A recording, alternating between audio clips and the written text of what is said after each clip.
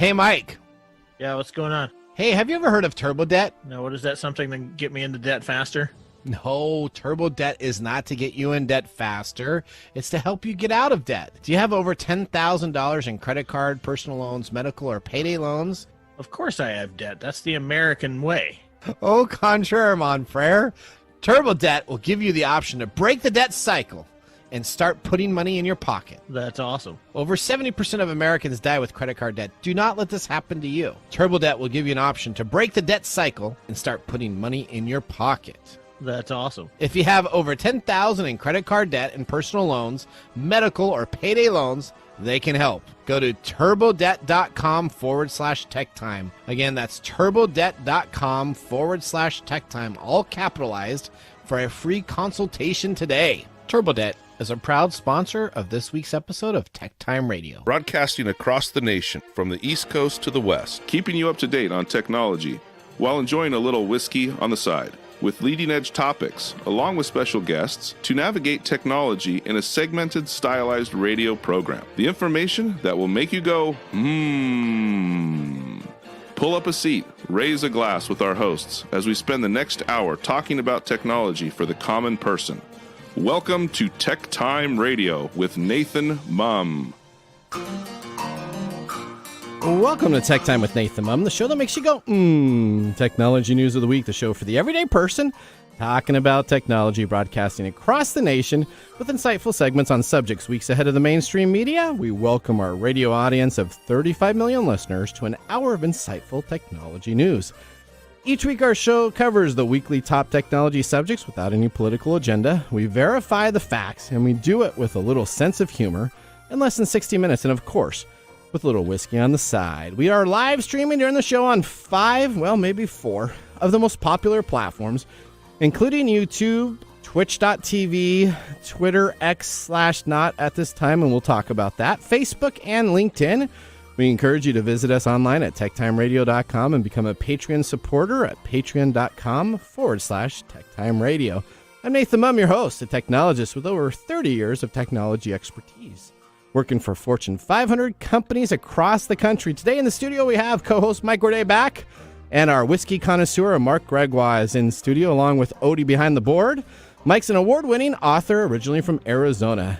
He is a human behavior expert living in the Seattle area with a master's degree in forensic psychology. Mike is here to keep me from geeking out while providing insight into human behavior and how it interacts with technology. Our whiskey connoisseur here, Mark Gregoire, is a senior executive with a 30-year record of establishing, implementing, and refining cutting-edge solutions to address business needs and optimize opportunities in the print business. He's a skilled whiskey drinker, and he's our go-to pick-of-the-day expert. We are all friends from different backgrounds. We bring the best technology show possible every week for our family, friends, and fans to enjoy. Welcome, everyone. Let's start today's show. Now on today's show. Oh boy, today on Tech Time with Nathan Mumm, Elon Musk has suggested that all users of X may have to pay for access to the platform. We're going to be talking about Irish regulators that have fined TikTok over $345 million for violating children's privacy acts. Also, then we have the U.S. president for Box, B-O-X-X Insurance today. He's going to talk about cybersecurity insurance on a personal level. This is something that we've talked about on the corporate level, on the business, small business, large business size. But guess what? There is now a plan that you can have as a personal individual to protect you and your family. We're going to be talking about that. And then we're going to be learning about flying taxis. And Las Vegas is a mess with ransomware requests in the billions of dollars. And we are boldly looking back at what happened in September 17th, 1976. In addition, of course, we have our standard features, including Mike's mesmerizing moment, our technology fail of the week, and a possible Nathan Nugget. And, of course, our pick of the day, whiskey tasting during the commercials. Today, we have selected a special whiskey. We're going to learn all about that. But today, it'll either get 0, 1, or 2 thumbs up at the end of the show from Mike and I. So sit back, raise a glass, and welcome to Tech Time with Nathan Mumm. Now, it is time for the latest headlines in the world of technology. Here are our top technology stories of the week. All right, story number 1. Would you pay to use X or Twitter Elon Musk thinks everyone should pay to be on his platform. Now, we used to broadcast all of our live streams on X, right? So I did some little research into this, and so we've had some problems recently, whether it decides to broadcast it or doesn't broadcast it on X.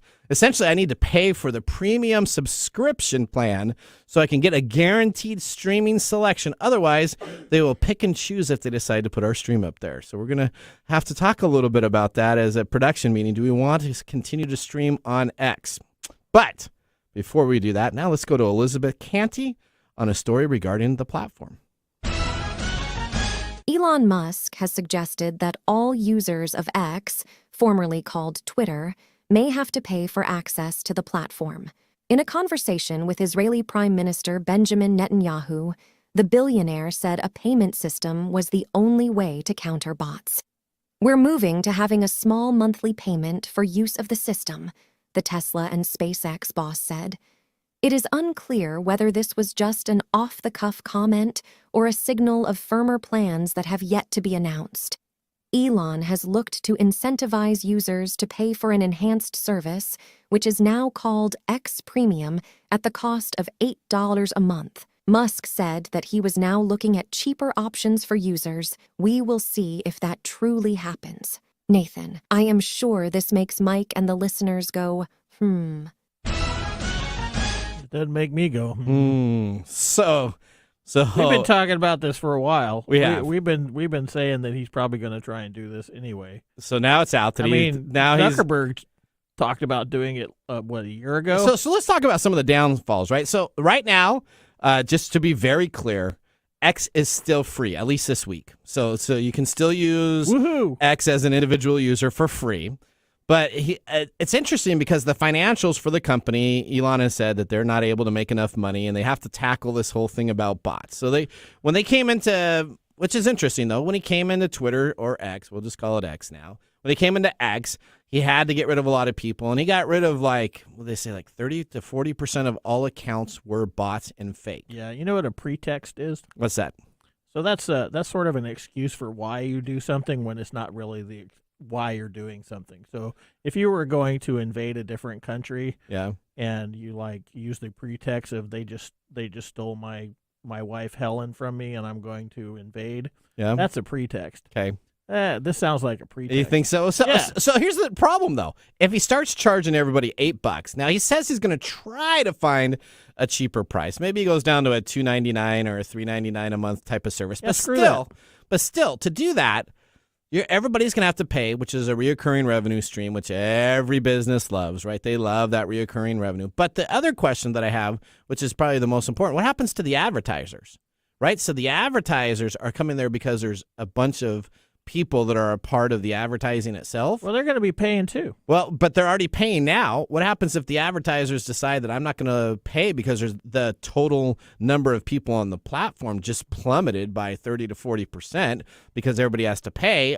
As an advertiser, I'd say, you know what, I'd rather have people on here for free, and at least there's a lot of people that may see my advertising ads that I get versus having a select number of people. Yeah, but if you're X, you're not getting any of that money, right? Well, they make the money on the advertising, right? So they sell advertising, right? I don't know. I mean, I think this is impacting people a different way. I mean, somebody like me, I'm not gonna pay. I don't use it enough. That's right. But I'm not going to be held hostage to paying because I have thousands of followers either. So these people that use this for monetary gain, they're going to be leveraged into paying for it because then they lose all their followers. So we've moved to pretext. Post. Yeah, so we've used a post.news. So it's kind of this new type of service. We're going to get more and more talking about it. And it's kind of the rival to Twitter that's actually picking up. So all the True Social, all these other things didn't work. But there's this post.news, which is a conglomerate of a lot of people that left Twitter to create this social media app. Really just the same as Twitter type of deal. A little bit of some Facebook features. I think this is going to catch on, and we've been posting there for a while now. Yeah, I don't know. I mean, social media things pop up all the time. We've been talking about them forever now. Yep. I can say that if there is something that can tackle this problem and get rid of X, this might be the time. Yeah. And who knows? We've talked about maybe Elon. That's what Elon wants. He doesn't want to. He doesn't want to really deal with this. Yeah, so maybe not. Maybe he just wants to create his he's sabotaging it. Yeah, that could be it. All right, let's Who go. knows? That's right. That's right. Let's go to story number 2, Mike. Oh well, talking about streaming services and social media. Yep. Do you know who Russell Brand is? Wasn't he like this eccentric actor? So I've seen him for a while, a couple times. I never really followed him though. I don't either, but he's a comedian from the UK. Okay. He actually did the remake of Arthur, if you know what that movie is. I did, yeah. Arthur was who's the older guy that was in it? Dudley Moore. Dudley Moore, yes. Yeah. Yep. Okay, anyway, YouTube is blocking monetization of Russell Brand's account after some sexual assault claims that have been made against him. Okay. He has 6.6 million subscribers that utilize his channel, and they are now not being able to be utilized for his income on that platform. The decision applies to all channels that may be owned or operated by Russell Brand. Okay. So that doesn't just include his personal account. That includes anything that he uses. The suspension means that Brand won't be able to earn money from the ads that run within and alongside the YouTube videos, which have titles that include "What Really Started the Hawaii Fires" and "COVID czar admits lockdowns were never about science." Brand still has a presence on Rumble, which is a video popular with Conservatives, conservatives. Yep. Yep. Yeah, my little thing jumped. Okay. your teleprompter. My teleprompter jumped. Okay. So this is popular with conservative and far-right groups, where his channel has 1.4 million followers. He also has 11.2 million followers on X, and probably until he has to pay for that. And then 3.8 million on Instagram. Brand 48 denies allegations of sexual assault that is being made by 4 women in a Channel 4 television documentary and the Times and Sunday Times newspapers. Known for his unbridled and risque stand-up routines, Brand was a major UK star in the early 2000s. He hosted shows on radio and television, wrote memoirs charting his battles with drug and alcohol. He's appeared in several Hollywood movies and was even briefly married to pop star Katy Perry. Okay.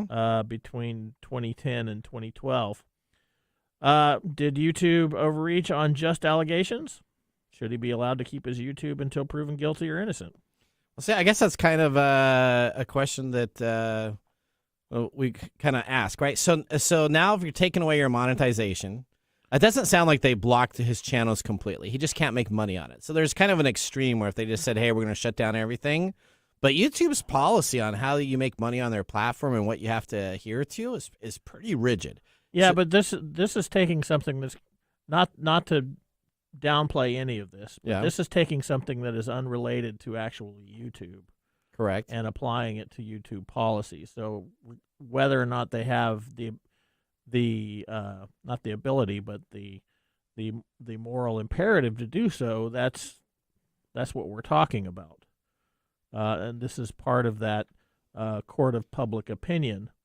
Well, regardless of the allegations being true or not, we don't know because at this point they're simply allegations.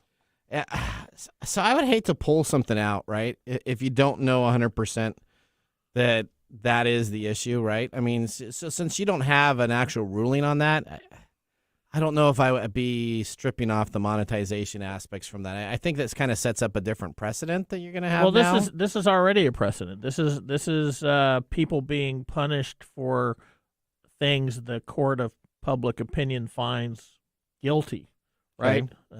People feel pressure. I mean, we can, and again, I'm not downplaying any of this, but this is just some of the behavior that we're seeing with these types of platforms, like Tiger Woods. When he went through that messy divorce, he lost all of his advertisements. He did, right? So it is interesting, right? Because you have a following, people hit you. So the whole social media aspect is unique. I don't know if I'd want to be on Google's board when they're making these decisions for YouTube and what they're doing and what they're not doing.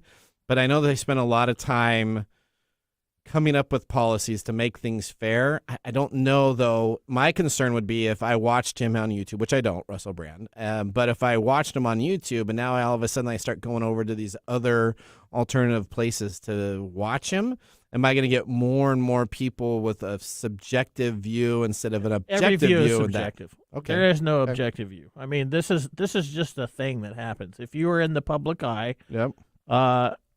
You are subject to this subjective thinking. Whether he did it or he did not, you now have precedents that you can be penalized monetarily or otherwise just simply from an allegation. There may not even be anything substantial behind it. That doesn't mean this is necessarily true in this case or in the cases that I've quoted. But the fact is that if you're in the public eye, there are consequences for actions that you're taking, which in some ways maybe that's good. I don't know. Maybe you know what? bad. It doesn't sound like they took down. I just looked at his channel. His channel is still on, so it doesn't. It's not that they took his channel offline. I guess I'd probably have more of a problem with that. They're just not allowing him to make money during this time. Okay, I guess so. That's kind of. I guess I'm kind of in between. I guess this comes down. The behavior exists. We've seen it over and over and over again with other cases like Johnny Depp. We were talking about Johnny Depp earlier. Yep.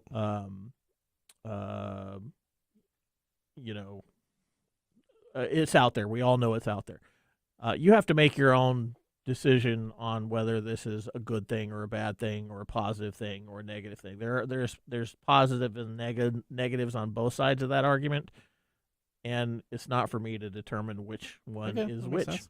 So, and they decided, YouTube and Google decided they were going to make a decision, and they did it. So there you go, I guess. There you go. There you go. All right, let's go to story number 3. TikTok has fined $345 million over children data privacy. Not dollars. Or $345 million. What is that? Is that euros? Euros. Sorry. Let's go to Tom Gitkin for news on the story.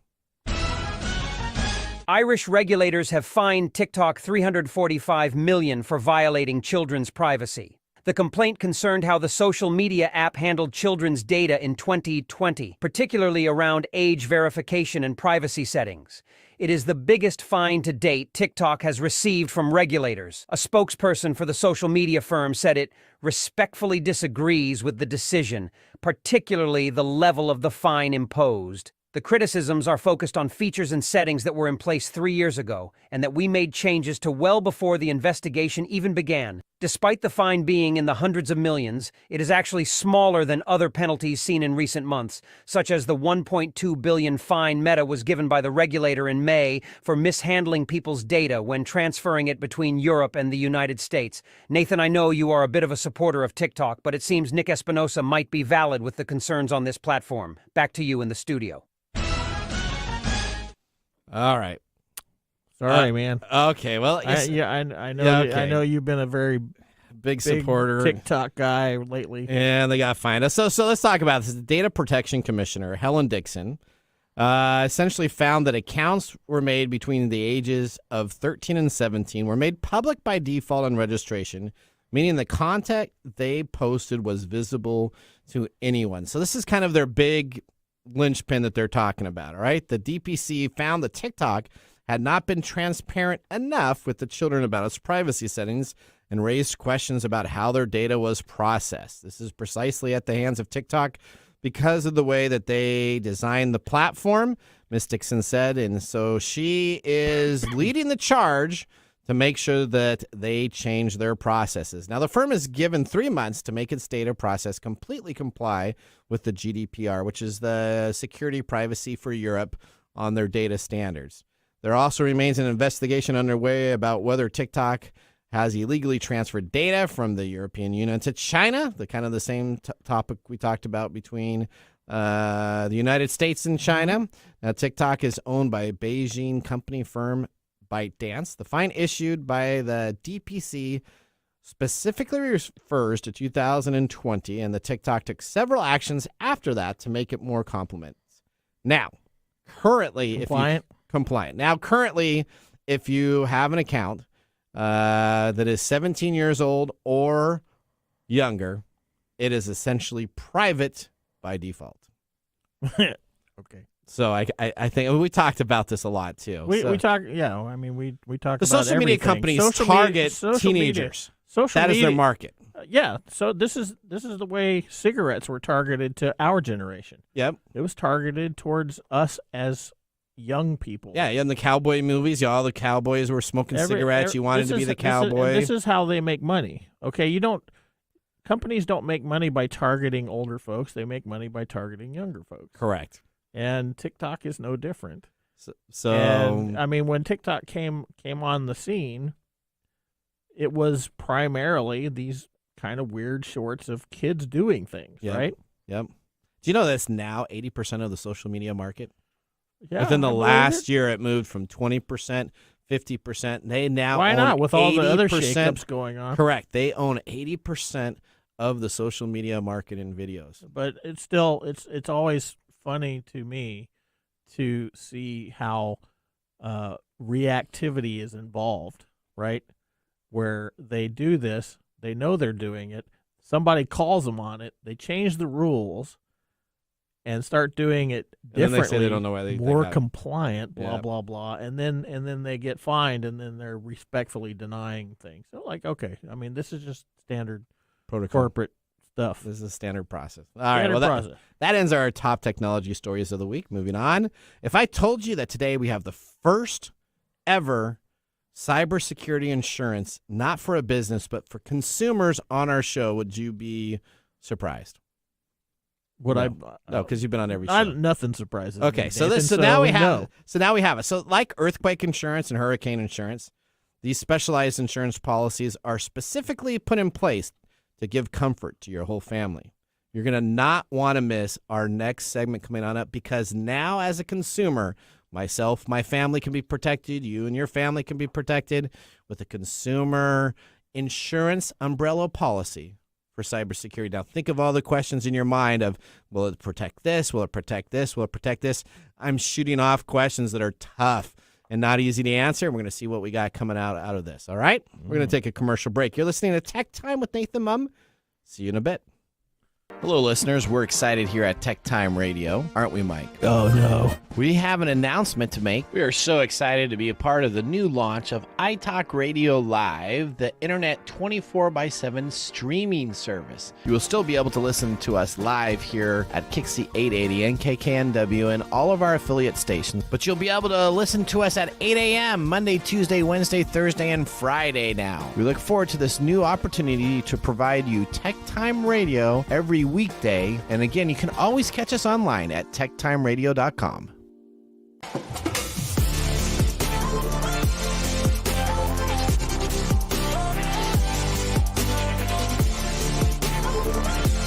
Welcome back to Tech Time with Nathan Mumm. Tech Time is a weekly hour technology show that talks about current technology in a simple format without having to geek out. Brought to you by myself, Nathan Mumm, and Mike Day. We just had our first whiskey tasting during the break, and now we have Mark in studio to tell us what we are sipping in our pick of the day. Today on the show, what have we chosen? It is Elijah Craig 12-year-old small batch. And I'll put a little caveat on there, so any whiskey nerds out there, it is front age stated. It is the old pirate bottle.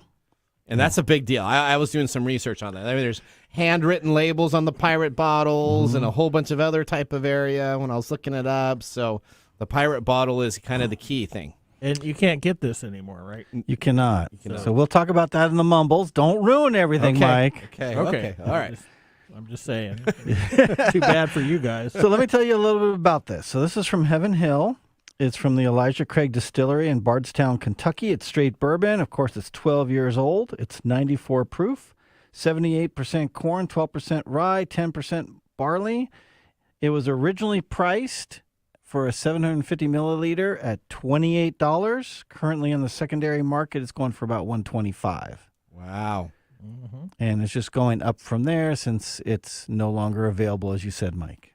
Not at least for another 12 years. Well, I don't know. This will be no longer available to anybody because I'm going to take this home with me. So it'll be all right. Well, if you were to grab that bottle and look on the back of it, though, it says, "Perfection takes time." It does. And Elijah Craig has made it worth the wait. 12 years in the making, fresh limestone spring water, and a special yeast recipe that has been a family secret for generations. These are just some of the reasons why Elijah Craig, a true small batch bourbon before the term even existed, is considered one of the world's greatest bourbons, or so they used to say. Well, it's I got can't my say vote. I can't say it's smooth because that's like a negative thing. So it has a great beginning and a How great is that a ending. negative thing? Well, Mark last week told me I said the whiskey was smooth, and he's like, nah, that's not a good thing to say. So it's got a very low bite at the beginning, and it's just tranquil has a throughout good the long whole finish? taste. Is There that- you go. is that There what you go. mean? There you go. That sounds Okay. better. All right. All right, well, with our first whiskey tasting complete, let's move on to our feature segment. Today, we have the president of USA Operations of Box, BOXX Insurance, joining the show. We talked about cybercrime last week. This week, we're going to be talking about it in our talk fail about of the it week. every week. Every week. So That's why we drink whiskey That is on the show, exactly because right. of all the cyber problems. But most of the time, we always are talking about breaches with businesses, large corporations. But Box, spelled with, again, 2 X's at the end, is moving cyber insurance to the personal level and now providing the insurance for your families. Like, again, earthquake, tornado, and hurricane insurance, a specialized insurance provides a piece of comfort for the family year-round. We're going to talk to our expert, and I spent time hopefully getting the name right. So we got Jill Ario. A tree ago is what I got for his name. I hope that is right. We're going to get ready to bring him on to our Comcast stream to start this segment. Welcome to Technology Insider. We get the information directly from the source. All right, Box Insurance has launched the My Cyber Protection Program by Cyberbox Home in the USA. This is the all-in-one product that goes beyond today's identity theft insurance plans by combining comprehensive cyber insurance with security tools and emergency assistance to ensure that Americans can remain safe online. This is not a joke like the LifeLock crap where it just says, hey, guess what? Once you're compromised, we'll kind of help you out a little bit, but we're going to wait till you get compromised first. It's a proactive approach to have there. Now, again, I hope I have Jill Ario. I hope, is that the way to pronounce your name? I know our assistant looked to make sure I could try to pronounce it the best. I butcher all the names. How do we pronounce your name, sir? It's not far out. It's Hilario Itriago. Hilario. Okay. There you go. I don't know Hilario. where you got Jill from. Okay. I was trying a little bit. Hilario. Thank you so much. Welcome to the show. Now tell us a little bit about the My Cyber Protection Program, what it does and how it covers. And then I got lots of questions I'm going to ask you. So tell us a little bit about it. Absolutely, guys. Thank you for having me. Well, let me tell you a little bit about Box first. You know, we are a cyber insurance company. We're solely focused on cyber risks. We're part of Zurich Insurance Group. They're invested in us because of this particular niche that we're focusing on. And, we like it because, cyber is the most universal risk that we've had in a long time. It affects the richest of the rich, the poorest of the poor, the biggest of the corporations, the smallest of them all. And it so happens because we all have a smartphone in our pockets. So My Cyber Protection comes to really help individuals and families that no longer are limited to just have an ID theft coverage. No matter how much money it says it covers you for, it just doesn't cover you for phishing and ransomware. It doesn't cover you for cyberbullying or any of the other coverages that are way beyond the ID theft elements of today. All right. So I got lots of questions. So first now, who backs and is partnering and underwriting this program? I think that's really important, right? Because sometimes cyber insurance companies talk really, really big, and then all of a sudden you see that they're underwritten by Travelers or they're underwritten by somebody you've never heard of. So, I mean, there's different underwriters. Who underwrites the actual program that you guys are using? Yeah, you're absolutely right. That matters and matters a lot. So My Cyber Protection is underwritten by Hartford Steam Boiler. A well-established, long in the market insurance company that is part of Munich Re. Munich Re is the largest property and casualty reinsurer in the world. So it is, as we like to call it in the insurance world, very good paper behind the product. All right, so lots of questions that we have here. Okay, so first off, what is the coverage for my family? Let's say I signed up my family today. How much coverage do I get? What's the first part on that? Well, the first thing is that you will be covered for things like online fraud, cyber attack, data breach, identity theft, home network and mobile security. You will also, in the case of your family, all of those plus cyber extortion, cyber bullying, and home title fraud. Now, in addition to those coverages, you have a range of limits. You could be cover yourself for up to $25,000, $50,000, or $100,000 in limits. So plenty to choose from. Okay, so $100,000 limit is what I would recommend anybody listening to our show to get, because if you're going to get an attack that happens to you, you're going to need to actually have protection, because if these people are spending the time to target you and your family, they're probably going to come after you for some money. Now, what happens if I click on a link? We talk about this all the time in our letters segment, right? So I get an email in here. I think, of course, it's my great Aunt Edna, and I'm going to try to help her wire funds on Western Union because she needs money, and I accidentally type in my credit card information. I type in my information with that's oddly specific, buddy. Well, my credit card information, my bank information, and all of a sudden they get compromised, and so my bank accounts are compromised. Does your insurance process cover me being a bad actor and accidentally giving out that information? Yeah, absolutely. So precisely on those examples you've just mentioned, our policy will protect you from financial losses in terms of cyber attacks, loss or theft of information, loss of funds via a fraudulent transfer. It would also reimburse you for approved ransom payments. And you're basically covered up to the limit that you've purchased on all those things. So you are covered. All right, so let's talk about approved ransomware payments. So we're going to be talking about this in our technology fail for all of Las Vegas, which is all under fire right now with ransomware. So I get a ransomware and someone wants to have my information vaulted, and they say they have information from it and they want to take it, and they offer me to pay off a ransomware for $5,000 to $10,000. Does that mean your insurance then covers some of those payments, or how does that go? Well, typically what happens when you actually are suspecting that you're being a victim, you immediately call what we call our Hackbusters line, which is a set of experts that actually take your call and take you through a set of questions to determine whether you're actually being a victim or not. About 80% of the calls that we received actually are people that think they're being victims, but the actual act hasn't been perpetrated. So we managed to avoid that. But in the case that we validate that you're actually a victim, then of course, whatever that has been agreed that you've been paid on that would be covered as part of the limit. Okay. All right. Well, okay. I'm just a normal Joe. I don't do a lot of technology. Technology doesn't affect my life a lot. Okay. At least in my not like yours. I'm not on there doing all kinds of stuff. Why would I need something like this? That's a great question. That's a great question. And the answer is, if you would have asked people back in 2018, about 7 out of 10 people would have said, yeah, I'm aware of cyber risks, but I'm not that concerned.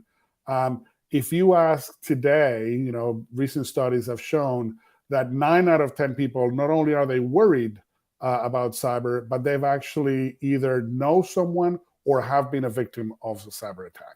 So the reality is that even if you're not that tech savvy, Mike, even if you don't think that this is something that would happen to you, the question is, when is it going to happen to you? Because it will happen. It's no doubt about that. It's like the motorcycle syllogism, huh?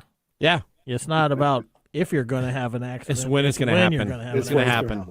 All right, so I have somebody here off camera, and he had a couple questions also. So I'm gonna kind of rephrase what we were just talking about. So I get compromised. I pay a premium. Does that premium after I get compromised, does that lapse? Do I have to come back again? Because you know what? If I have a bad driving record, and let's say my son, my oldest son, has a bad driving record. What happens is after him under the bus. After he gets into like 7 wrecks, and all of a sudden it's maybe not quite as bad. It's only 4, but after he's been in a bunch of wrecks, now all of a sudden his insurance will drop him. He has to go to a different place to get it. So if I have this insurance, I make a claim on this. Do I have to pay then greater premiums, or what would happen after that? Well, you know, that example you're putting is typically what happens to organizations, whether they're small and medium businesses or large organizations. The reality is that in the consumer front, still, because it's early days on this, we're more focused on making sure that we're here to help you to protect individuals and families about. And so long as we've actually validated that, you've been a genuine victim of an attack, we've paid within the context of the policy wording and the limits, we'll renew you. I mean, these things happen. And in the context of the consumers, there's no reason why we shouldn't be dropping you, unless we actually find that there's fraud involved in this, which, if it's not the case, we're covering you still. All right. That's great to hear. I'm very excited about it. All right. So where can our listeners go to subscribe to, get information from you, to get a policy for you? Where is the best place to find that information? So general information, visit us at boxinsurance.com. That's box with a double X, as you said earlier. If you have a broker agent that already handles your insurance, tell them to contact us at boxinsurance.com, and we'll happily appoint them and get them to provide you with our products. So we're here to actually do products through your broker agent. And that's the way we distribute our services. I hope our 35 million listeners are listening now and are going to go jump on to Box Insurance, BOXX insurance.com, to get their personal home insurance taken care of. Me and my wife already talked about it. We are going to get this service set up so that we can be taken care of, because I do sometimes play in a little of the gray matter space at my home network. Sometimes? Most of the time. All right. Okay. Yeah. Thank you so much for joining us. We'll hopefully check back with you in maybe 5 or 6 months, and hopefully we don't hear anybody that's been compromised. But we thank you so much for your time today. Thank you very much, guys. All right. That is our segment, Technology Insider. Up next, we have This Week in Technology. So now would be a great time to enjoy a little whiskey on the side, as I will be doing so during the break. You're listening to TechTime Radio with Nathan Mumm. See you in a few minutes. This is Mark. And Greg. For Copiers Northwest. With a terrific offer. Called Printer Care Plus. It's simple. Buy HP printer cartridges from Copiers Northwest, and we'll service your current printers for free. That sounds too good to be true. It's made possible due to our HP Copiers Northwest relationship. Copiers Northwest is an HP Platinum partner. One of only 2 in the entire Northwest. And now with Printer Care Plus, Copiers Northwest will provide free printer service. As long as they purchase genuine HP cartridges from Copiers Northwest. That's right. IT departments no longer have to service printers. Or fix paper jams with Printer Care Plus. They can focus on more strategic initiatives. And let our experienced technicians keep their HP printers up and running. Sounds like a love-love relationship for IT departments. Don't get too carried away. So how do they get more details on Printer Care Plus? Call Copiers Northwest today, 206-282-1200, or visit copiersnw.com. Copiers Northwest. New ideas, new solutions.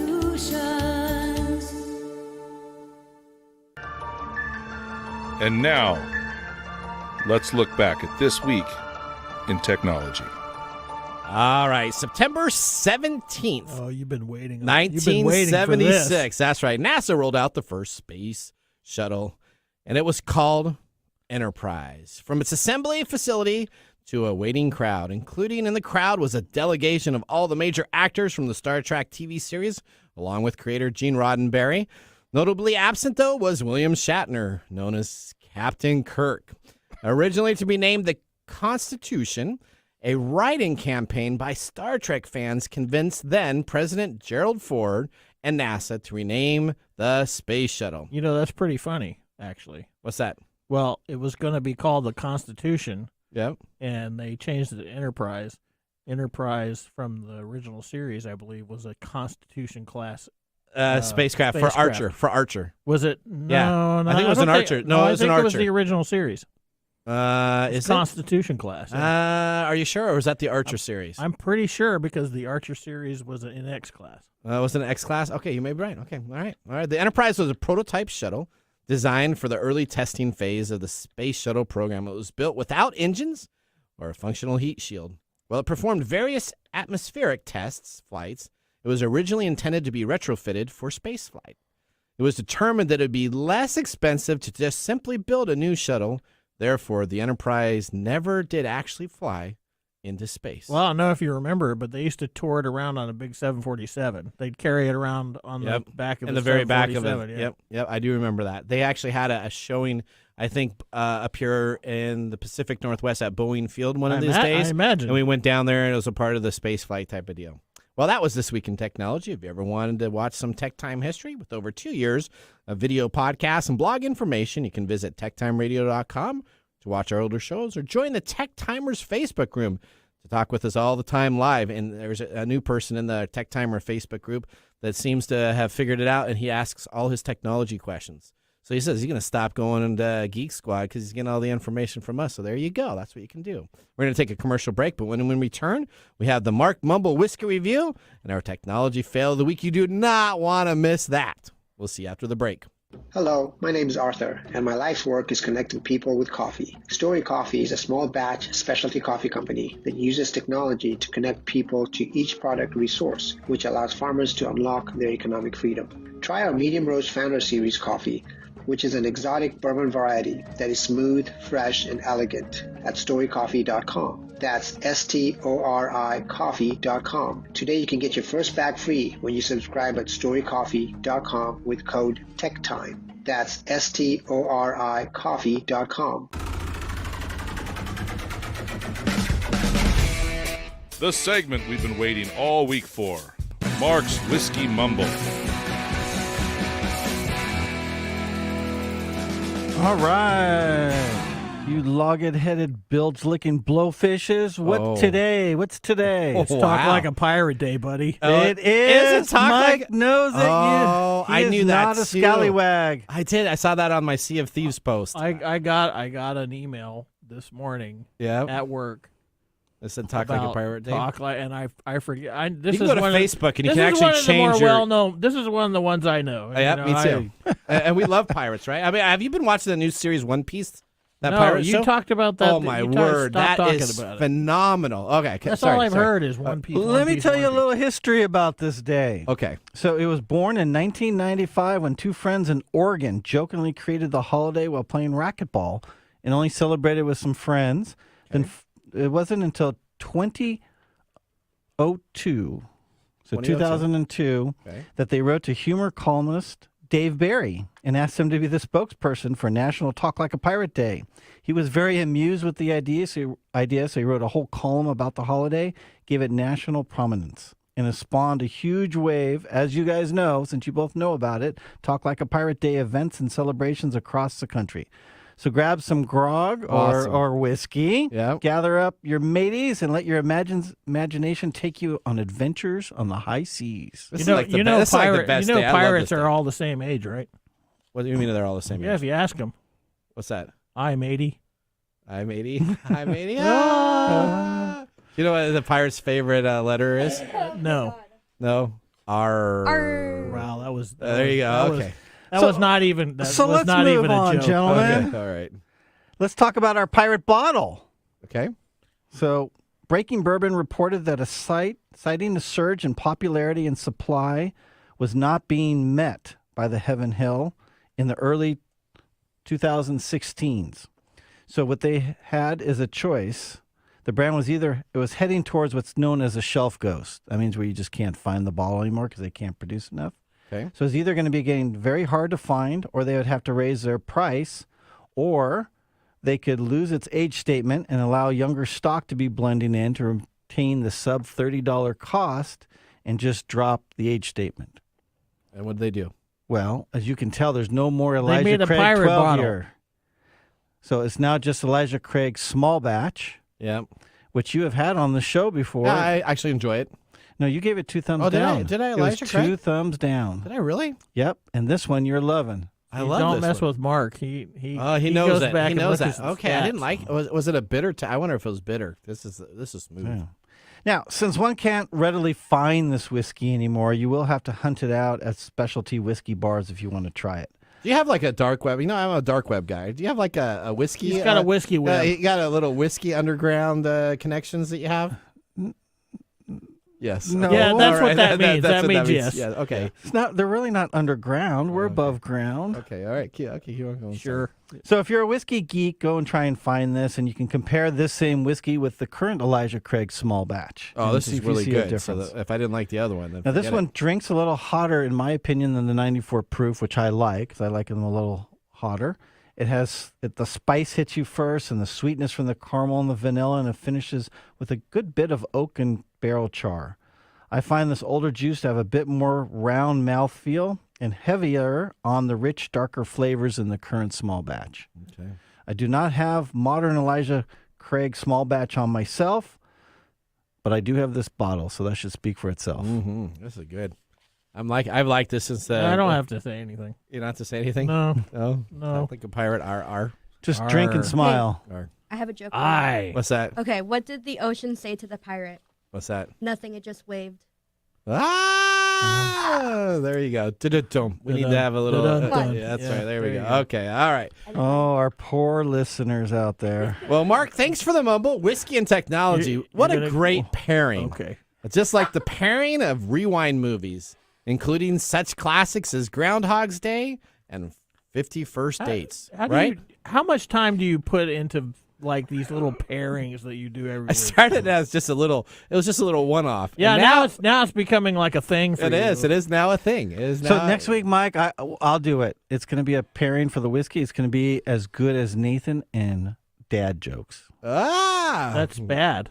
Yeah, he's anything he's- but bad at bad. He's really All bad. right, now at let's get ready dad for our jokes. technology He's a bad fail of dad the week, joker. brought to you by Elite Executive Service technology experts to help you out of a technology fail.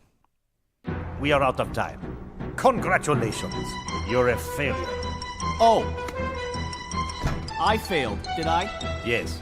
Did I? Yes. Did I? Yes.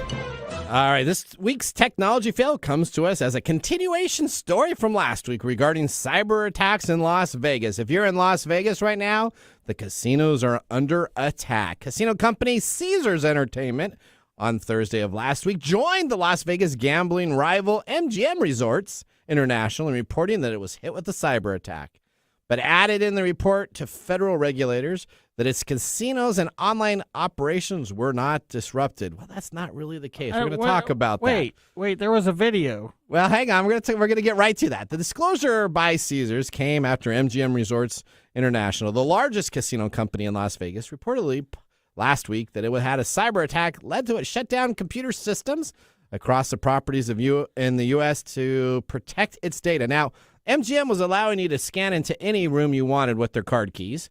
They were providing no information on what was going on, and registration lines were 2 to 3 hours long.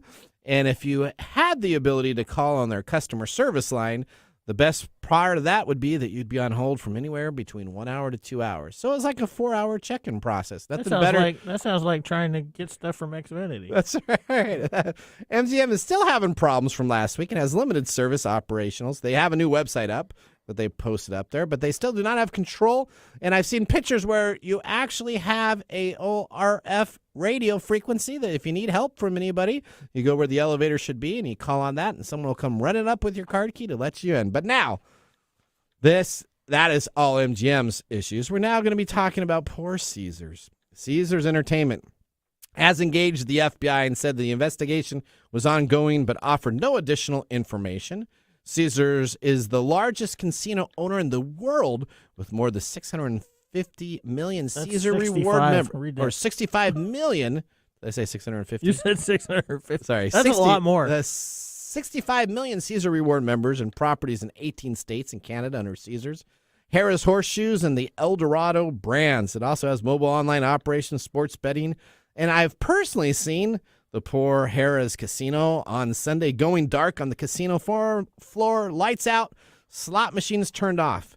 It is unknown if any precautions are a result of the cyber attack or if this was an actual real issue that had guest experiences compromised. Now, guess what happens when a casino goes dead and you're playing slots? You have to sit at that machine until it comes back on.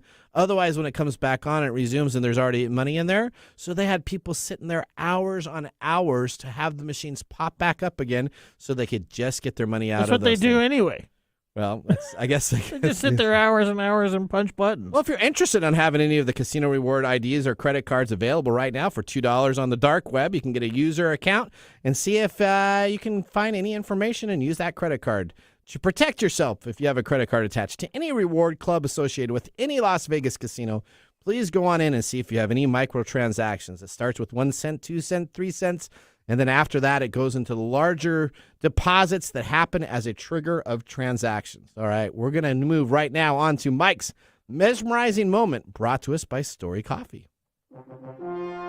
This is Mike's mesmerizing moment, presented by Story Coffee. Visit storycoffee.com. All right, we have another Amazon self-created holiday coming up here. We have the Prime Big Deal Days now on October 10th and 11th. We just had the Wonderlust event from Apple and the Microsoft Surface event coming up this week. What are your thoughts, Mike, on self-created holidays and promotional events? I don't seem to have a problem with it like you do. Okay, well, that's okay. That's what I'm asking you. You go off on it. I do. Like it's some sort of like blasphemy of some magnitude that I just don't understand. Okay. To me, this is just Amazon trying to get money. Okay. And they're going to offer this, and we all know that Apple has its disciples, and anytime they want to shuck something down the line, they just open up a promotion about it, and everybody goes and buys stuff. So this is the same thing. So it's not a big deal. I don't think it's a big deal. No, it doesn't offend me. Anytime that I'm going to get as a consumer, anytime that I can get deals on stuff that I want, that's what I'm going to do. You know, it begs the kind of question of why I would wait for these type of things to occur. But the fact is that that's how we roll as human beings. So, all right. To me, this is something that Amazon is doing because they want more people to come on board, and they want to, show that they're the awesomest customer service place ever. Okay. Which they're not, but that's okay. All right. Well, now let's move on to the Nathan Nugget.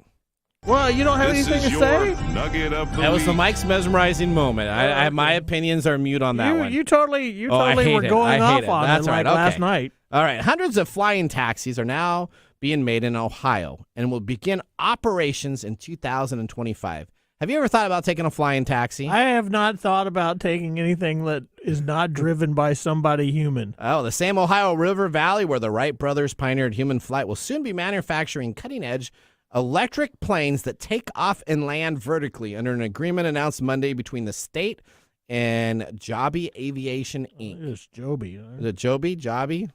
All right. Joby sounds good. All right, Joby Aviation or Joby. There you go. Who cares? When you're talking about air taxis, that's the future. Republican Governor Mike DeWine told the Associated Press around the world electrical vehicles taking off and landing.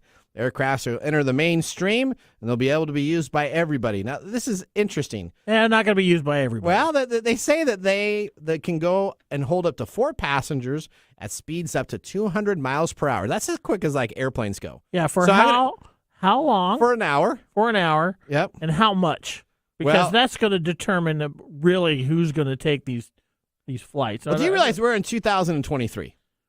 Yeah, I'm aware of that every day. Okay, so in 2025, the ride-sharing network will begin in Ohio. I don't. That's a pipe dream. Yeah, that's like saying that's like when you get a government contract and you say you're going to have this stuff deliverable by this date. Yes. Everybody knows that's not the date. So we're going to have flying taxis. We're going to have Back to the Future flying taxis here available in 2025 in Ohio. Okay, I'm excited. I don't know why it's all the way in Ohio. I don't know. I would think it would be better off in they made the Las announcement Vegas or here in from Seattle. the Wright brothers' home. Well, that makes it real then. Yeah, they did really well their first couple flights too. You know what happened to the Orville Wright brothers flights? I don't. They crashed. They had major crashes. Well, duh. At least they didn't jump off a building with a suit. That's right. Or how about out of a window in a fire? All right, now we're going to move on to our pick of the day. Yeah, it'd help. And now our pick of the day for our whiskey tastings. Let's see what bubbles to the top. All right, Mark, give us our review. What are we tasting? We're drinking Elijah Craig 12-year-old small batch, which is front age stated, the pirate bottle made pre-2016. Oh, this is so good. What are you giving it? I take it you're giving it a thumbs down. Heck no. This is like 2 thumbs up and another thumbs up and a big toe thumb. Yeah, I don't think anybody cares what yours is because you give It's anything so a surprising thumbs up. how much flavor is in a lower proof bourbon. This is good. I like this. It's a thumbs up for me. And I'm the one that matters because you like thumbs up anything that costs. Mark, what do you say about budget-wise. this? You like this thumbs up? Oh, this is thumbs up, yeah. I was going to a bar to get a couple pours of this, and I finally found a bottle from a guy. All right. Well, we're about out of time. We want to thank our listeners for joining the program. Listeners, we always want to hear from you, so just visit TechTime Radio and click on the Be a Caller to ask a question. Remember, as always, the science of tomorrow starts with the technology of today. See you next week. Bye. Bye-bye.